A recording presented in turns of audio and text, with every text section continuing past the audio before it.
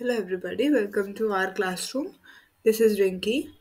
In this video, we are going to discuss part second of class 12th Commerce OCM Gujarat Board chapter 8 we were studying, and the name of the chapter is Financial Management. आगे बढ़ने से पहले अगर आपने channel को subscribe नहीं किया तो do consider subscribing it and I am very sure कि आपको इस चैनल से कोई ना कोई हेल्प ज़रूर मिल जाएगी. Do like the video, share the video and comment on the video if you find any useful information in this video. Thank you. तो अगर हम एक बार रिवाइज कर लें तो हमने हाफ पार्ट इस चैप्टर का कर लिया है. अब हम आज शुरू करने वाले हैं, वो है आपका कैपिटल स्ट्रक्चर. कैपिटल स्ट्रक्चर से आज हम इसको देखेंगे. तो कैपिटल स्ट्रक्चर का के अंदर अभी हम देखें तो फाइनेंशियल प्लान के दो इम्पोर्टेंट एस्पेक्ट्स होते हैं. पहला कि आपको कितने कैपिटल की ज़रूरत है, और दूसरा आप वो एक कैपिटल लाएंगे कहाँ से. ठीक है, और यही आपके कैपिटल स्ट्रक्चर की प्रॉब्लम है. कंपनी जो है अलग अलग सोर्सेज से कैपिटल इकट्ठा कर सकती है. वो चाहे तो equity share, preference share, debenture सबको इशू करके, अलग अलग सिक्योरिटीज को इशू करके कैपिटल इकट्ठा कर सकती है. लेकिन वो कितने प्रोपोर्शन में कहाँ से पैसे लेगी, ये चीज़ें जो है ये आपको फाइनेंशियल मैनेजर बताता है. कैपिटल स्ट्रक्चर का मतलब ये बहुत इंपॉर्टेंट है, 1 मार्क में पूछा जाता है. कैपिटल स्ट्रक्चर का मतलब ये है कि अलग अलग सोर्सेज जो हैं आपके, इक्विटी शेयर हो गया, preference share, debenture, reserve, loan fund, इन सब का एक कॉम्बिनेशन. ठीक है, और इससे अगर हम बात करें, जस्टिन बर्ग ने एक डेफिनेशन दी है कि डिसीजंस जो हैं ये सारे सिक्योरिटीज़ के, कौन सी सिक्योरिटी कितनी इशू होगी, ये सब आपके कैपिटल स्ट्रक्चर में रिफ्लेक्ट होकर आते हैं. डेफिनेशंस देखें तो डेफिनेशन सबसे पहली सिंपल वर्ड्स में है. कैपिटल स्ट्रक्चर का मतलब अलग अलग सोर्सेज का एक कॉम्बिनेशन जिससे आप अपना नेसेसरी कैपिटल रेज करेंगे या इकट्ठा करेंगे. हॉगलैंड के हिसाब से कैपिटल स्ट्रक्चर का मतलब है कि आपका एक ऐसा प्रोपोर्शन या मैग्नीट्यूड, यानी वो कितनी सिक्योरिटीज होंगी, कितना आप उसको इशू करेंगे, और उसको आप कैसे कैसे इन सोर्सेज को यूज करेंगे फाइनेंस को इकट्ठा करने के लिए. कैरेक्टरिस्टिक्स देखें तो ये जो है कैपिटल स्ट्रक्चर बड़ा इजी हो जाता है. एडमिनिस्ट्रेशन के मामले में हमें इसका बड़ा काम आता है. अगर मान लो कम टाइप ऑफ सिक्योरिटीज हमने इशू करी है, तो जैसे अभी यहाँ पर हमने देखी कि 4-5 टाइप की सिक्योरिटीज है. इक्विटी शेयर हो गया, प्रेफरेंस हो गया, डिबेंचर हो गया, रिजर्व हो गया, लोन फंड हो गया. तो जितना कम टाइप आप इशू करेंगे उतना आपके लिए अच्छा है. दूसरा प्रॉफिटेबिलिटी. ऐसा आप स्ट्रक्चर पसंद करिए कि आपका प्रॉफिट सबसे ज़्यादा हो. जितने ज़्यादा शेयर्स आप, प्रेफरेंस शेयर स्पेशली, जितने ज़्यादा आप इशू करेंगे आपका प्रॉफिट उतना कम हो जाएगा. एडिक्वेट फाइनेंस, यानी आपको ऐसे कॉम्बिनेशन बनाना है कि सही फाइनेंस जितने की आपको ज़रूरत है वो आपको मिल जाए. फोर्थ पॉइंट है फ्लेक्सिबिलिटी, यानी कैपिटल स्ट्रक्चर जो है वो फ्लेक्सिबल होना चाहिए, चेंज हो सके, है ना. जब भी आपकी रिक्वायरमेंट है या जैसी भी सिचुएशन है उस हिसाब से आप उसको चेंज कर सको. इकोनॉमी, यानी कि जो आपके सोर्सेज हैं इनको ऐसे कंबाइन करो कि इसका आपका कॉस्ट जो है वो बहुत कम पड़े, यानी आपको ज़्यादा डिविडेंड भी ना पे करना पड़े, ज़्यादा इंटरेस्ट भी ना पे करना पड़े, इकोनॉमिक हो आपके लिए. बैलेंसिंग, यानी प्रॉपर बैलेंस होना चाहिए ओनर कैपिटल और बोरोड फंड्स के बीच में. बोरोड फंड्स में डिबेंचर्स आते हैं और लोन्स आती हैं, और ओनर्स कैपिटल में इक्विटी शेयर आता है. इन दोनों के बीच में सही बैलेंस होना चाहिए. फिर आता है सेवेंथ पॉइंट, वो है लिक्विडिटी, यानी कि जो आपके ये कैपिटल स्ट्रक्चर है ये ऐसा होना चाहिए कि आपकी लायबिलिटीज और डेट जो है आप टाइम पे कर पाओ. ठीक है. और एट्थ पॉइंट है अट्रैक्टिवनेस. ये ऐसे अट्रैक्टिव होना चाहिए ताकि इन्वेस्टर्स आपकी कंपनी में इन्वेस्ट करें. जिस कंपनी में आप देखोगे ज़्यादा इक्विटी शेयर्स हैं वहाँ पर भी लोग इन्वेस्ट करते हैं. जिस कंपनी में ज़्यादा प्रेफरेंस होंगे वहाँ पर भी लोग इन्वेस्ट करेंगे. लेकिन डिबेंचर से, लोन से इन्वेस्टर्स डरते हैं, ज़्यादातर लोन से. फिर आता है सॉल्वेंसी. आपका जो ये बोरोड कैपिटल है वो इतना ज़्यादा भी नहीं होना चाहिए कि इंटरेस्ट आप पे ही ना कर पाओ, या उसका जो बर्डन है वो आप सहन ही ना कर पाओ, और इंसॉल्वेंसी का रिस्क खड़ा हो जाए, बिजनेस बंद होने पे आ जाए. कैपिटल स्ट्रक्चर के कुल मिलाकर के 4 टाइप्स हैं. सबसे पहला जिसमें खाली इक्विटी शेयर्स होते हैं. दूसरा जिसमें प्रेफरेंस और इक्विटी दोनों शेयर होते हैं. तीसरा जिसमें डिबेंचर और इक्विटी होता है. और चौथा जिसमें प्रेफरेंस भी होगा, डिबेंचर भी होगा और इक्विटी भी होगा, सारे शेयर्स होंगे. कैपिटल स्ट्रक्चर को अफेक्ट करने वाले कौन कौन से फैक्टर्स हैं, एक एक करके उनको समझते हैं। पहले तो दो टाइप्स है, एक है इंटरनल यानी बिजनेस के अंदर, और दूसरे है आपके एक्सटर्नल यानी बिजनेस के बाहर। ठीक है, सबसे पहला है टाइप ऑफ बिजनेस, यानी कि बिजनेस आपका है कैसा। यहीं से समझ लेते हैं एक एक करके इनको, इंटरनल फैक्टर्स को। टाइप ऑफ बिजनेस यानी कि आपका बिजनेस किस तरह का है। अगर लार्ज स्केल है, मैन्युफैक्चरिंग यूनिट्स में ज़्यादा कैपिटल चाहिए होता है और कम फिक्स्ड कैपिटल चाहिए होता है ट्रेडिंग यूनिट्स में। ठीक है, तो सर्विस यूनिट में जो सर्विस यूनिट होता है उसमें फिक्स्ड कैपिटल इन्वेस्टमेंट जो है वो सर्विस के हिसाब से होता है। तो कैसा आपका बिजनेस है उस हिसाब से आपको ज़्यादा फिक्स्ड कैपिटल की ज़रूरत पड़ेगी। फिर दूसरा वाला आता है, वो है आपका साइज ऑफ बिजनेस, यानी आपका बिजनेस लार्ज स्केल एक्टिविटीज पे अगर काम कर रहा है तो ज़्यादा आपको फिक्स्ड कैपिटल चाहिए, है ना। और अगर स्मॉल साइज पे वो काम कर रहा है तो आपको लेस फिक्स्ड कैपिटल चाहिए, यानी आप इक्विटी शेयर कैपिटल कम इकट्ठा कर सकते हैं। ट्रेडिंग यूनिट्स को तो और ज़्यादा फिक्स्ड कैपिटल कम चाहिए होता है, जो ट्रेड करते हैं खाली। थर्ड नंबर होता है एस्टिमेशन ऑफ बिजनेस इनकम, आप कितनी इनकम चाहते हैं। बिजनेस की अर्निंग जो है वो सर्टेन होती है और अनसर्टेन होती है। कंपनी जो है बोरोड कैपिटल पे डिपेंड करती है। अगर उसकी अर्निंग फिक्स्ड है और अच्छी अर्निंग है, हैंडसम अर्निंग है, तो बोरोड कैपिटल वो ज़्यादा खरीदेगी। सिंपल सी बात है, मैं ज़्यादा मार्केट से पैसे उठाऊंगी अगर मुझे लगता है कि ये पैसे कहीं लगाने से मेरी इनकम बढ़ेगी। ठीक है, चलो आगे। Nature and requirement of assets, कि मुझे किस प्रकार के असेट्स की ज़्यादा ज़रूरत है। अगर मुझे फिक्स्ड असेट्स चाहिए तो मैं इक्विटी शेयर ज़्यादा लूँगी, मतलब ज़्यादा बेचूंगी। अगर मुझे मान लो फिक्स्ड असेट्स के हायर परचेज या लीज पे खरीदने हैं मुझे, तो मैं इक्विटी शेयर कैपिटल कम खरीदूंगी। नेक्स्ट पॉइंट आती है एटीट्यूड ऑफ डायरेक्टर्स, आपके डायरेक्टर्स का कैसा एटीट्यूड है। अगर वो मानते हैं कि मैनेजरियल कंट्रोल उनकी कंपनी में ही रहे, तो वो ज़्यादा इक्विटी शेयर नहीं इशू करते, क्योंकि इक्विटी शेयर का जो होल्डर होता है वो एक्चुअल ओनर होता है कंपनी का। तो अगर आपके डायरेक्टर्स चाहते हैं कि सारा कंट्रोल हमारे ही हाथ में रहे, तो वो इक्विटी शेयर ज़्यादा नहीं देंगे, फिर वो प्रेफरेंस शेयर ज़्यादा बेचेंगे और डिबेंचर ज़्यादा बेचेंगे। फिर आता है फाइनेंशियल रिक्वायरमेंट्स, कितने पैसों की आपको ज़रूरत है। कैपिटल जो है, अगर आपको कम चाहिए तो आप इक्विटी शेयर निकालिए। अगर आपको लार्ज स्केल चाहिए यानी ज़्यादा कैपिटल चाहिए तो आप क्या क्या निकालेंगे, प्रेफरेंस शेयर और डिबेंचर। अलग अलग आपको सिक्योरिटीज इशू करनी पड़ेगी अगर आपको लार्ज स्केल कैपिटल फंड चाहिए तो।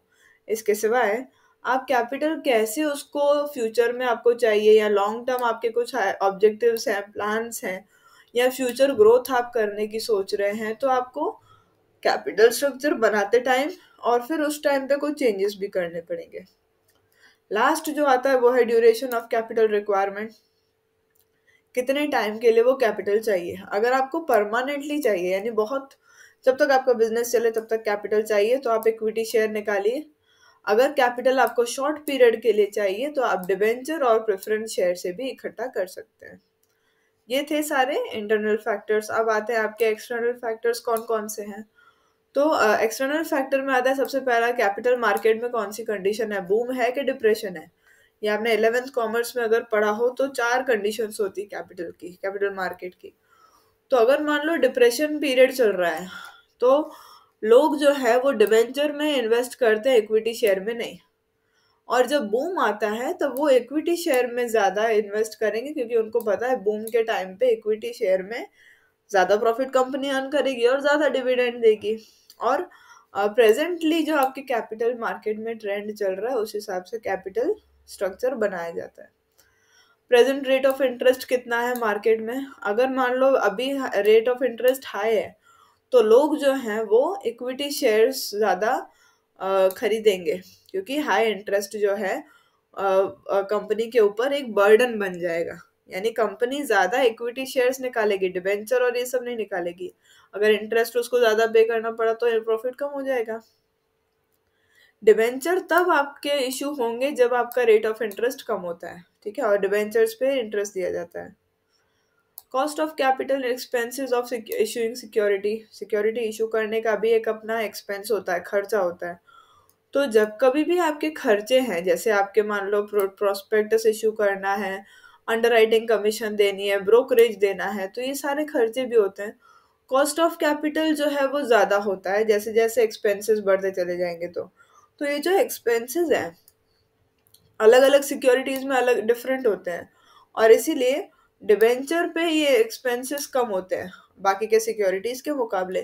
तो जाहिर सी बात है, अगर मेरी कंपनी है तो मैं डिबेंचर इशू करूंगी क्योंकि मुझे पता है उसमें मुझे खर्चा कम करना पड़ेगा।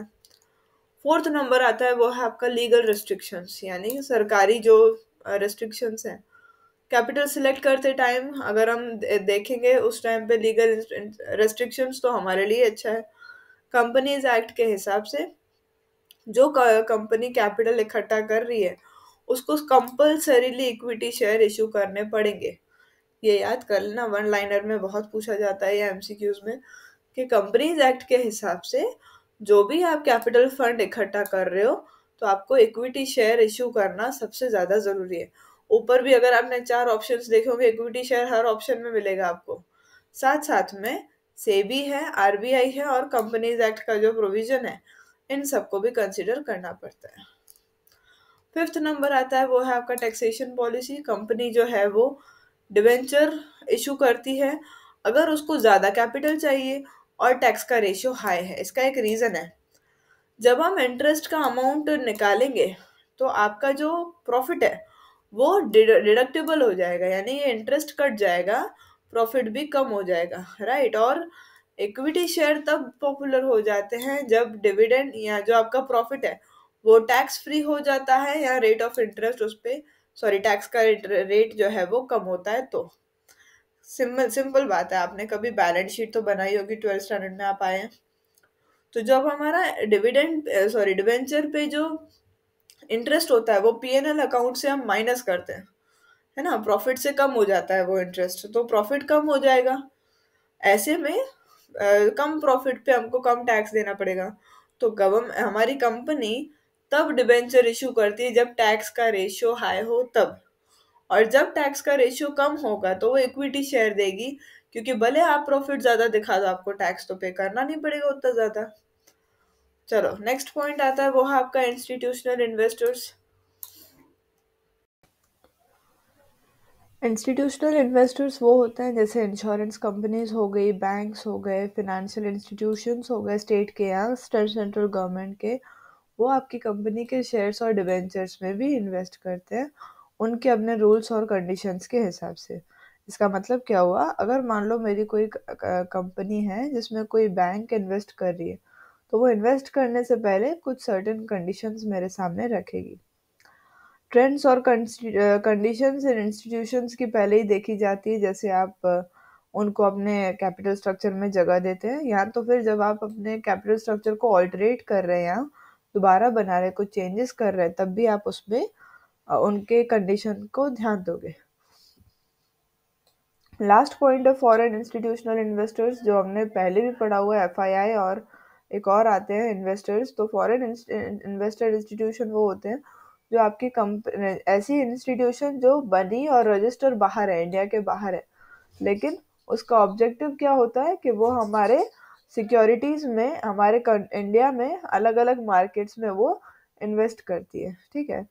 फॉरेन इन्वेस्टमेंट इंस्टीट्यूशन जो है उसको सेबी के साथ रजिस्ट्रेशन करना पड़ता है, और उनको इंडियन कंपनीज को फिर परमिट किया जाता है कि वो उनके शेयर्स और डिबेंचर्स खरीद सकते हैं।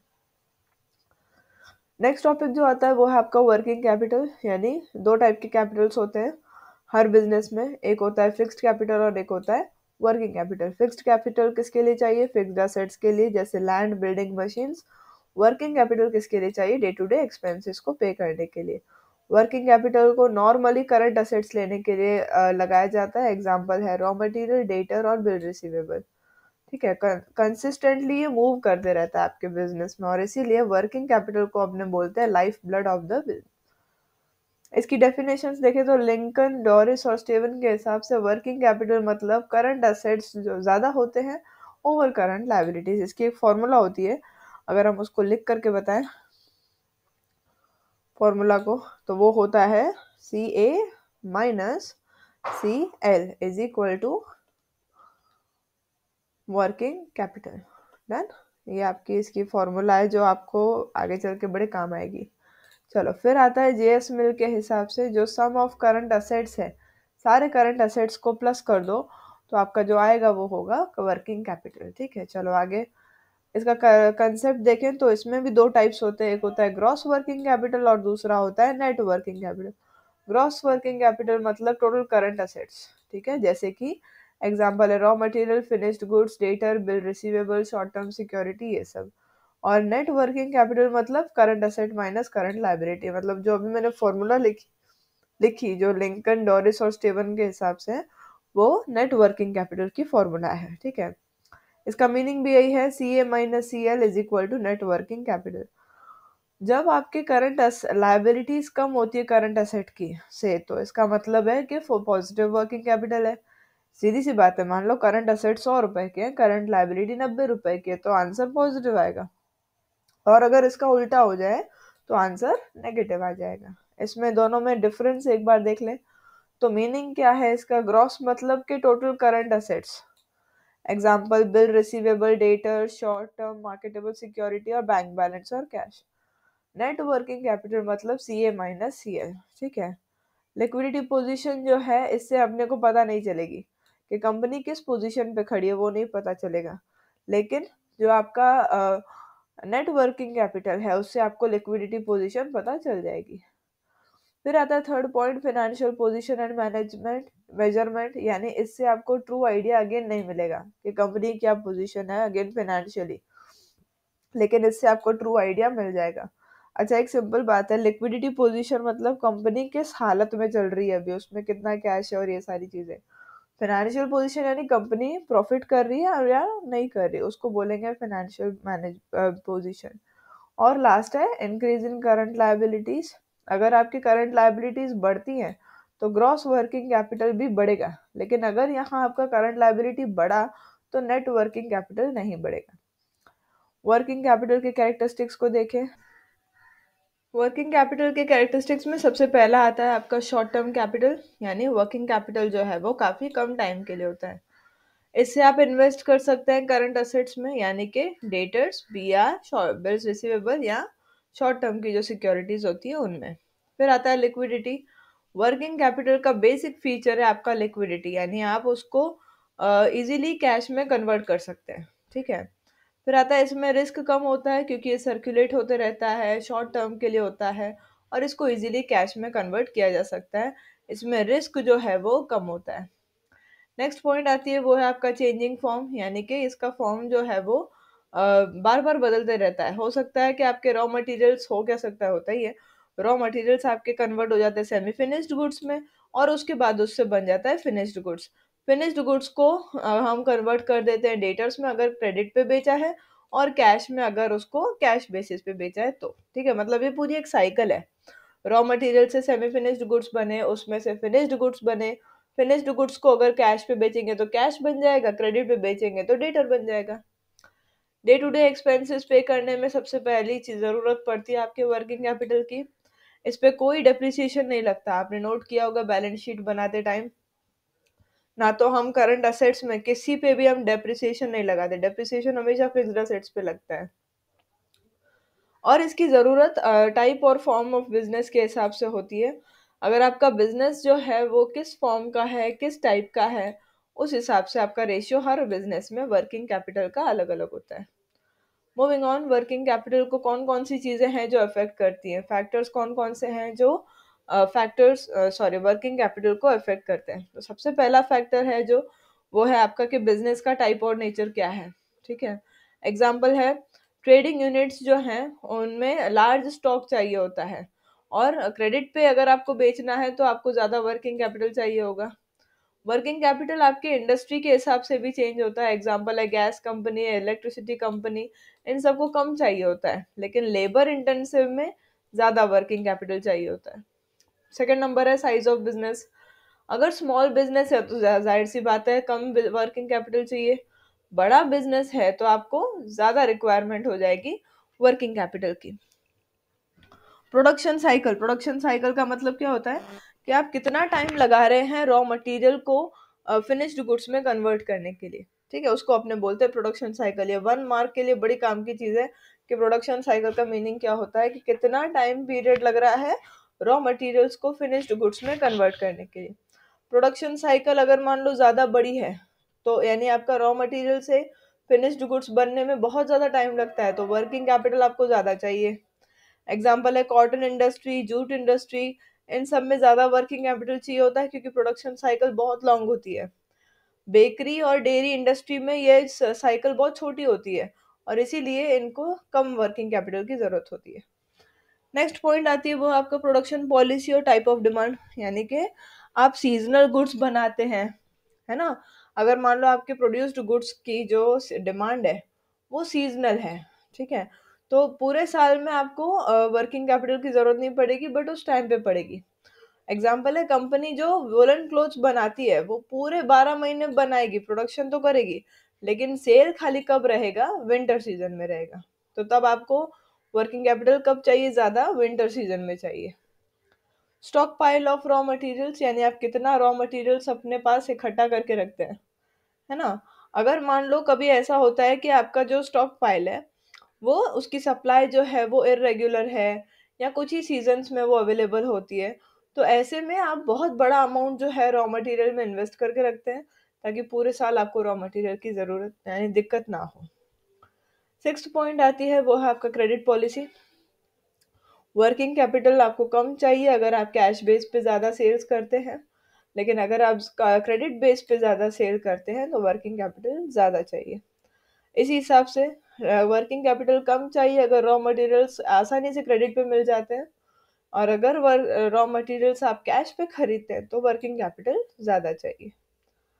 फिर आता है next point, conversion of current asset into cash, यानी आप कैसे जो आपका डेटर से कलेक्शन है या फिनिश्ड गुड्स आप सेल पे सेल करते हैं कैश पे, बिल्स रिसीवेबल का कलेक्शन हो गया मैच्योरिटी डेट पे, तो कन्वर्स अगर आपके ये सारी चीज़ें टाइम टू टाइम हो रही हैं या ज़्यादा अच्छे से हो रही है तो आपको कम वर्किंग कैपिटल चाहिए। इसका अगर उल्टा हो जाता है यानी कन्वर्स कंडीशन हो जाती है तो वर्किंग कैपिटल ज़्यादा चाहिए। नेक्स्ट पॉइंट आती है वो है आपका स्टॉक टर्नओवर रेशियो, ठीक है। आपके स्टॉक टर्नओवर रेशियो का मतलब क्या है कि अगर आपका स्टॉक जो है वो घूम रहा है, इधर से उधर हो रहा है ना, ज़्यादा स्टॉक रोटेट हो रहा है तो लेस वर्किंग कैपिटल चाहिए, और अगर मान लो स्टॉक टर्नओवर रेट जो है वो लो है तो आपको ज़्यादा वर्किंग कैपिटल चाहिए, क्योंकि पहले ही गुड्स पड़े हैं, मान लो अभी आप दूसरे गुड्स प्रोड्यूस कर रहे हो तो उनको खरीदने के लिए रॉ मटेरियल अलग लगेगा, तो उसके लिए दूसरा वर्किंग कैपिटल चाहिए। यही अगर इसकी जगह पहले वाला स्टॉक आपने बेच दिया तो उसी पैसे से आप दूसरा प्रोडक्शन शुरू कर सकते हैं। नाइन्थ पॉइंट आती है वो है आपका ऑपरेटिंग एफिशिएंसी, यानी आपका जो कैसे आप कम से कम एफर्ट्स डाल करके ज़्यादा से ज़्यादा रिजल्ट पा सकते हैं, है ना। वर्किंग कैपिटल की ज़रूरत कम पड़ जाती है अगर आपके पास अच्छे रिसोर्सेज है और आप उसको बड़े अच्छे से यूज़ कर रहे हैं, तो वेस्टेज कम करिए और अच्छे से आपके प्रोडक्शन के प्रोसेस को चलाइए। कैसी आपकी एफिशिएंसी है, कैसे आपकी स्किल्स है, उस पर भी डिपेंड करता है। फाइनली लास्ट पॉइंट है वो है आपका डिस्ट्रीब्यूशन ऑफ प्रॉफिट, जैसे कि डिविडेंड जिसको हम बोलते हैं, वो भी कैश को अफेक्ट करता है अगर डिविडेंड कैश में दिया जा रहा है तो। अगर ज़्यादा प्रॉफिट का पार्ट जो है डिविडेंड में चला जाएगा तो सारा कैश निकल जाएगा, आउटफ्लो जो है वो ज़्यादा हो जाएगा कैश का, और इसीलिए ज़्यादा वर्किंग कैपिटल की ज़रूरत पड़ेगी आपको। अब एक कंसेप्ट हमने समझ लिया वो था वर्किंग कैपिटल, दूसरा कंसेप्ट आता है फिक्स्ड कैपिटल। फिक्स्ड कैपिटल का मतलब है कि जो लॉन्ग टर्म कैपिटल आप लगाते हैं, जिसको हम नॉर्मली 5 ईयर से ज़्यादा के टाइम के लिए इन्वेस्ट करते हैं बिजनेस में, और ये फिक्स्ड एसेट्स में इन्वेस्ट होता है। एग्जांपल है land, building, machinery, plant, furniture etcetera, और इसका जो एग्जिस्टेंस है ये लॉन्ग पीरियड के लिए होता है बिजनेस में। कैरेक्टरिस्टिक्स देखें, सबसे पहला कैरेक्टरिस्टिक है long period, up to 5 years या उससे भी ज़्यादा। Different ratio and different types of business, यानी जो हैवी इंडस्ट्रीज है जैसे मशीनरी इक्विपमेंट वाला हो गया, केमिकल इंडस्ट्री हो गया, इनको फिक्स्ड कैपिटल ज़्यादा चाहिए। ट्रेडिंग यूनिट्स में फिक्स्ड कैपिटल कम चाहिए, तो यहाँ पर वर्किंग कैपिटल ज़्यादा चाहिए। उल्टा है, कंपोनेंट्स कौन कौन से इससे आप क्या क्या खरीद सकते हैं, land, building, plant, machinery, vehicle और फर्नीचर, इसके जैसे जो फिक्स्ड एसेट्स होते हैं वो। इसकी जो लिक्विडिटी है वो कम है, आप इसको इजीली कैश में कन्वर्ट नहीं कर सकते। याद करने के लिए सबसे बेस्ट मैं आपको अगर ट्रिक बताऊं, वर्किंग कैपिटल का एग्जैक्ट ऑपोजिट है फिक्स्ड कैपिटल, ठीक है। फिर आता है रिस्क, इसमें जो रिस्क है वो ज़्यादा होती है। ठीक है, एग्जाम्पल है कि आप फिक्स्ड कैपिटल बहुत ज़्यादा ब्लॉकअप करते हैं और वो भी बहुत लंबे समय के लिए, तो ऑब्सोलेटनेस का यहाँ पर रिस्क बन जाता है। कभी भी हो सकता है वो मशीन आपके काम की ना रहे। एग्जाम्पल है, मान लो पॉलिटिकल सोशल या इकोनॉमिक चेंजेस आए तो आपके रिस्क बढ़ जाएगा। अब इसको अगर हम ऐसे समझें, मान लो मैंने मेरे बिजनेस में कोई कपड़ा बनाने की मशीन खरीदी और मान लो वो कपड़ा कॉटन ही है, सपोज ये सिर्फ एक एग्जांपल है। कॉटन बनाने की मशीन मैंने खरीदी, मेरी खरीदने के 10 साल की उसकी अवधि होती है उस मशीन की। मेरे खरीदने के 1 साल बाद पता चल गया कि कॉटन का ट्रेंड तो चला गया, है ना। तो अब वो मशीन मेरे किस काम की है? इसी वर्ड का मीनिंग है ये ऑब्सोलेटनेस, मतलब अभी वो मेरे किसी काम की नहीं है। तो ज्यादा रिस्क हो जाता है ऐसी चीजों में। इस पे डेप्रिसिएशन चार्ज होता है, नेक्स्ट पॉइंट वही बोल रहा है वो। जिसपे भी आप फिक्स्ड कैपिटल लगाएंगे उस पे डेप्रिसिएशन लगेगा और उसकी बुक वैल्यू जो है वो कम होती चली जाएगी। सेवेंथ पॉइंट है सोर्सेस। सोर्सेस बहुत सारे हैं इसके फिक्स्ड कैपिटल के, जैसे कि प्रोमोटर्स बिजनेस के ओनर्स, अलग अलग सिक्योरिटीज, फाइनेंशियल इंस्टीट्यूशंस और ploughing back of profit. Ploughing back of profit हम लोग समझ चुके हैं पहले ही वो क्या होता है। फिक्स्ड कैपिटल को कौन कौन से फैक्टर्स है जो अफेक्ट करते हैं? तो सबसे पहला है कि बिजनेस का टाइप और नेचर कैसा है। जो इंडस्ट्रियल यूनिट्स शिपिंग में, आयरन इंडस्ट्री में, स्टील इंडस्ट्री में या माइनिंग इंडस्ट्री में है, उनको ज़्यादा कैपिटल, फिक्स्ड कैपिटल चाहिए होता है। जो सर्विसेज प्रोवाइड करते हैं उनको कम फिक्स्ड कैपिटल चाहिए। साइज ऑफ यूनिट क्या है आपका? सिंपल है, वापस सेम है। स्मॉल साइज यूनिट्स को कम फिक्स्ड कैपिटल चाहिए होगा, लार्ज साइज वालों को ज़्यादा फिक्स्ड कैपिटल चाहिए होगा। कॉटेज इंडस्ट्री को लेस फिक्स्ड कैपिटल चाहिए होगा, शुगर इंडस्ट्री या टेक्सटाइल इंडस्ट्री को ज़्यादा चाहिए होगा। जो व्हीकल्स प्रोड्यूस करते हैं, मैन्युफैक्चर करते हैं, उनको तो बहुत ज़्यादा फिक्स्ड कैपिटल चाहिए क्योंकि उनका साइज बहुत बड़ा होता है। ओनरशिप या लीज का बात करें तो जैसे मान लो आपने लैंड, बिल्डिंग, मशीनरी अगर लीज पे खरीदा है परचेज करने के बजाय, तो आपका फिक्स्ड कैपिटल आपको कम चाहिए। ठीक है, और उसका रिस्क भी कम हो जाता है। लीज पे खरीदने का मतलब है 99 ईयर्स या कुछ ईयर्स के लिए ये चीज मैं यूज करूंगी या रखूंगी। तो उसमें पैसे तो देने पड़ते हैं लेकिन कंपैरेटिवली कम देने पड़ते हैं क्योंकि आप खरीद नहीं रहे हो, लीज पे ले रहे हो। फिर आता है रिसर्च एक्सपेंस। इंडस्ट्रियल यूनिट्स को रिसर्च करना पड़ता है कि क्या उनका प्रोडक्ट यूजफुल है, कैसे वो अपना कॉस्ट ऑफ प्रोडक्शन घटा सकते हैं, अपनी डिज़ाइन या अपने प्रोडक्ट को और अट्रैक्टिव कर सकते हैं, उसका शेप अच्छा बना सकते हैं। तो फिक्स्ड कैपिटल इन सारे खर्चों के लिए भी चाहिए। फिफ्थ पॉइंट जो है वो बोल रहा है मॉडर्न टेक्नोलॉजी, यानी कि आजकल के टाइम में टेक्नोलॉजी बदल रही है ना, न्यू इन्वेंशंस आ रहे हैं। इन सब के कारण जो ओल्ड मशीनरी है उसको निकालना पड़ता है, फेंक देना पड़ता है, और न्यू मशीनरी को इंस्टॉल करने के लिए फिक्स्ड कैपिटल की ज़रूरत होती है। सिक्स्थ पॉइंट है वो बोल रहा है government assistance and taxation policy. Government भी आपको ग्रांट या सब्सिडी देती है ताकि ऐसी इंडस्ट्रीज बढ़ पाए जो हमारे रीजन की बैलेंस्ड ग्रोथ कर सकें। इसका मतलब क्या हुआ? सपोज कोई रूरल एरिया है ना, वहां पर उनको कोई इंडस्ट्री खुलवानी है, तो इंडस्ट्री जो इंसान खोल रहा है उसको वो कुछ फायदे देती है कि आप खोलिए ताकि यहाँ के लोगों को एम्प्लॉयमेंट मिल सके, ग्रोथ हो सके उस एरिया का, उस रीजन का। एग्जाम्पल भी दिया हुआ है। गवर्नमेंट असिस्टेंस देती है लैंड और इंडस्ट्रियल शेड को ताकि उनका जो फिक्स्ड कैपिटल की ज़रूरत है वो कम हो जाए, यानी वो उनको हेल्प करती है फिक्स्ड कैपिटल में। फिक्स्ड कैपिटल के अंदर जो आपकी गवर्नमेंट की टैक्सेशन पॉलिसी है वो भी इफेक्ट हो जाती है ना। ऐसे में आपका जो अगर आप ओल्ड मशीनरी की जगह पर न्यू मशीनरी खरीद रहे हैं तो गवर्नमेंट जो है कम डेप्रिसिएशन लगाएगी आपकी मशीनरी पे, क्योंकि उनको पता है कि अगर आप न्यू मशीनरी लाएंगे तो उससे फायदा होगा देश का ही, है ना। और ऐसे में जो आपका एडिशनल फिक्स्ड कैपिटल जो आपको चाहिए उसकी भी ज़रूरत थोड़ी कम पड़ जाएगी या सरकार आपको हेल्प कर देगी। लास्ट पॉइंट है वो है आपका एस्टेब्लिशमेंट एक्सपेंसेस। जो सोल प्रोप्राइटर है या पार्टनरशिप है या कोऑपरेटिव सोसाइटी है, इन सब के एस्टेब्लिशमेंट एक्सपेंसेस कम होते हैं कंपनी के हिसाब से। कंपनी के मुकाबले सोल प्रोप्राइटर हुआ, पार्टनरशिप हुआ या कोऑपरेटिव सोसाइटी हुआ, इनके एक्सपेंसेस ज़्यादा होते हैं कंपनी के मुकाबले ज़्यादा होते, मतलब कंपनी के ज़्यादा होते हैं। तो कंपनी को ये सारे एक्सपेंसेस पे करने पड़ते हैं, डॉक्यूमेंट्स बनाने के फीस पे करते हैं, वो एक्सपर्ट्स की फीस देते हैं, लीगल एक्सपेंसेस होते हैं, और इन सब के लिए फिक्स्ड कैपिटल चाहिए होता है अपने को। ठीक है, मूविंग ऑन। इस चैप्टर का लास्ट टॉपिक है, वो है आपके फिक्स्ड कैपिटल और वर्किंग कैपिटल के बीच का डिफरेंस।